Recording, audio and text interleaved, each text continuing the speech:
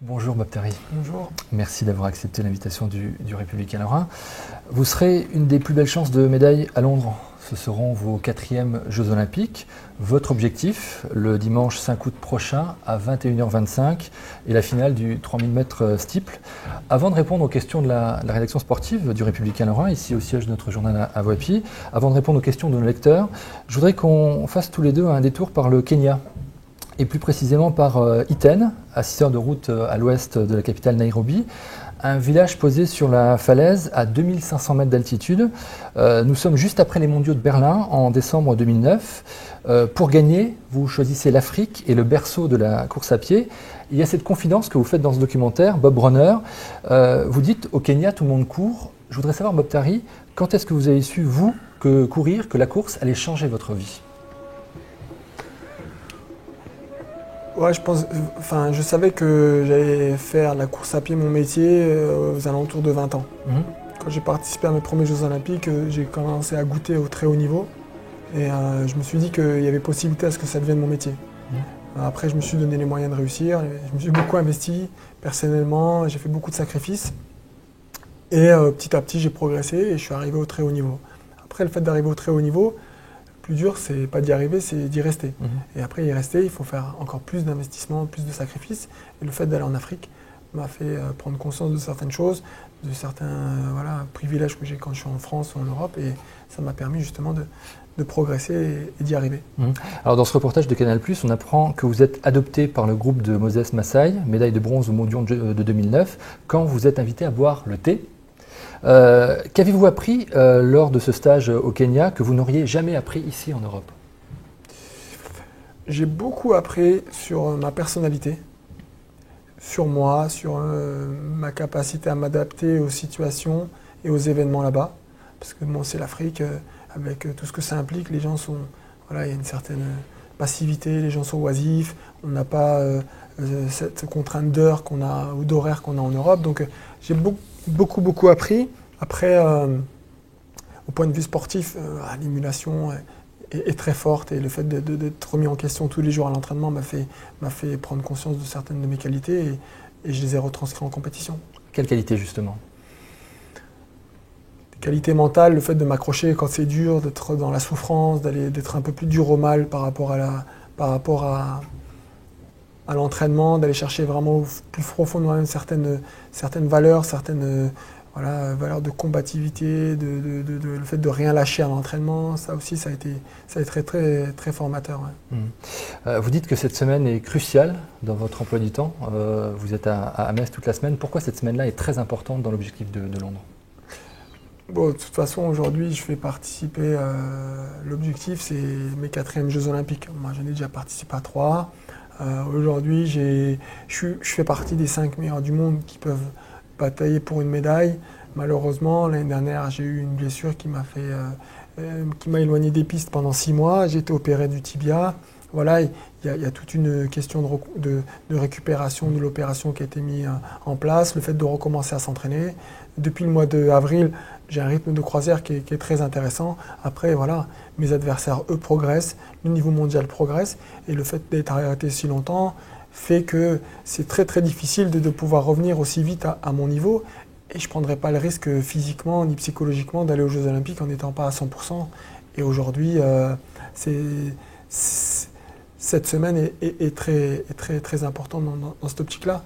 C'est sûr que pour le commun des mortels, le fait de pas aller aux Jeux Olympiques, c'est entre guillemets, c'est décevant, mais je ne peux pas me permettre d'aller aux Jeux Olympiques en n'étant pas à 100%. À quelles conditions C'est-à-dire que c'est 100%, c'est si vous sentez que vous ressentez encore une douleur, si vous sentez que les temps ne sont pas au rendez-vous ? Ouais, c'est plus sur le rendement au niveau de l'entraînement, si je respecte pas la marge donnée avec mon entraîneur, si au niveau des douleurs physiques ça s'accentue, je ne prendrai pas le risque d'aller à Londres. Voilà. Quelle part prend le mental dans une course ? Dans une course ou dans une préparation, bon, c'est lié, mais je pense qu'à notre niveau, 70% c'est le mental et 30% le physique. Parce que c'est celui qui va chercher le plus loin, plus profond de lui-même, qui va chercher certaines choses au plus profond qui arrivera. Comment vous le travaillez justement? Alors pour le physique, on imagine bien comment on peut travailler. Pour le mental, est-ce que vous avez des séances spécifiques par exemple? Non, j'ai pas de préparateur mental ou ce genre d'aide. Mais voilà, quand je vais en Afrique, je m'entretiens mentalement, je vais chercher des choses parce que là-bas, je suis en éveil. J'ai une certaine africanité en moi qui fait que ça me permet toujours de me remettre en question. Et quoi qu'il arrive dans ma vie d'homme, plus tard, même à l'heure actuelle, ça me sert pour voilà, avoir un état d'esprit conquérant.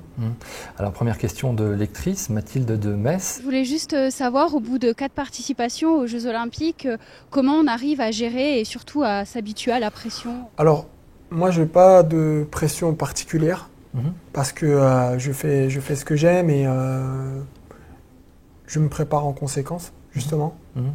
La pression, c'est quand on n'est pas prêt, qu'on a peur de l'événement et ainsi de suite. Moi, quand je cours en compétition, c'est que je suis prêt. Je maîtrise ce que je peux maîtriser. Après, c'est pas de pression, c'est un peu le trac. C'est le fait de retranscrire ce que je fais à l'entraînement en compétition qui est le plus dur. Mais la pression, non, je ne me la mets pas plus que ça. Et puis, je fais de la course à pied parce que j'aime ça et je veux que ça soit un plaisir, pas une contrainte. Question de Cindy de Metz. Avant les Jeux Olympiques, combien de temps ils s'entraînent? Combien de temps par jour? Alors, nous, c'est pas en heures qu'on calcule ou en temps, c'est plus en kilomètres. Voilà. En termes de préparation, dans la préparation vraiment accentuée sur les JO, on parcourt entre 160 et 170 km par semaine. Et en termes de fréquence, je m'entraîne 12 fois dans la semaine, sauf le mercredi après-midi et le dimanche. Voilà, je m'entraîne matin et soir. Question d'Iman maintenant. Je voulais vous demander, qu'est-ce que ça changerait d'avoir une médaille d'or dans une vie d'athlète? Pour moi, rien. Après, voilà, c'est un événement mythique. Quand je dis pour moi rien, c'est en tant qu'homme. Après, c'est un événement mythique, c'est l'événement numéro 1 pour les sportifs de tout niveau et de tout horizon, c'est sûr. Mais après, voilà, moi je cours contre les mêmes adversaires, que ce soit au championnat du monde ou aux Jeux Olympiques, moi je me donne les moyens de réussir. Et c'est sûr que être médaillé olympique dans un palmarès, c'est grandiose. Après, il n'y a pas que les Jeux Olympiques, il y a d'autres événements qui sont tout aussi importants. Question de Didier de Bâti. On a évoqué le fait que vous puissiez passer sur marathon après les Jeux Olympiques. Donc moi, je voulais savoir si c'était de l'info ou de l'intox. Ouais, j'espère participer à un marathon et je me préparerai en conséquence. Au jour d'aujourd'hui, le niveau mondial est très relevé. Il faut courir en 2h05, 2h06 minutes le marathon. Mais je m'en sens capable de faire ces chronos-là. Mais par contre, il faudra vraiment s'investir beaucoup et aller souvent en Afrique pour aller justement s'entraîner avec les meilleurs coureurs africains qui sont les meilleurs coureurs du monde au marathon. Vous avez un programme minuté par votre entraîneur Jean-Michel Diringer. Donc avant de rejoindre Londres, vous foulerez notamment les stades de Font-Romeu, de Metz, de Saint-Denis ou d'Angers. Y a-t-il, pour finir, Bob Tari, dans cet agenda, du temps pour vous, j'allais dire pour du hors-piste?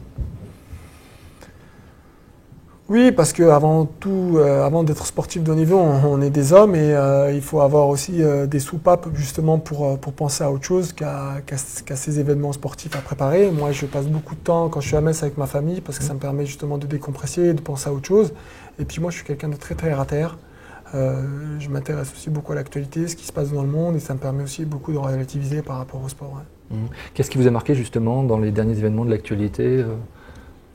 ArcelorMittal, à Florange. Ouais, c'est compliqué parce que eux, ils vont à l'usine, c'est leur travail, c'est leur gagne-pain, c'est difficile. Hein. Eux, ils vont à l'usine, entre guillemets, ils se cassent les reins et quand on voit à côté la fortune que le propriétaire amasse, c'est un peu indécent. Pour finir, votre idole, je crois, est Usain Bolt. Une de vos idoles? Ouais. S'il y avait un sportif, alors il y a l'Euro 2016 qui commence, il y a les JO qui arrivent, il y a Roland Garros qui vient de se terminer. Quelqu'un dans le domaine sportif, un homme ou une femme? J'ai pas d'idole, mais quand j'étais jeune, j'aimais bien. Enfin, quand j'étais jeune. Zinedine Zidane, pour ce qu'il a apporté au foot, ouais, c'est bien. Parce que le foot, c'est ma première passion. J'aime bien Zinedine Zidane. Après, en tant qu'athlète, j'aime bien Haile Gebrselassie parce qu'il a une longévité incroyable. Ça fait 20 ans qu'il est là, il est toujours au top niveau et c'est quelqu'un que je respecte beaucoup. Merci beaucoup. C'est moi.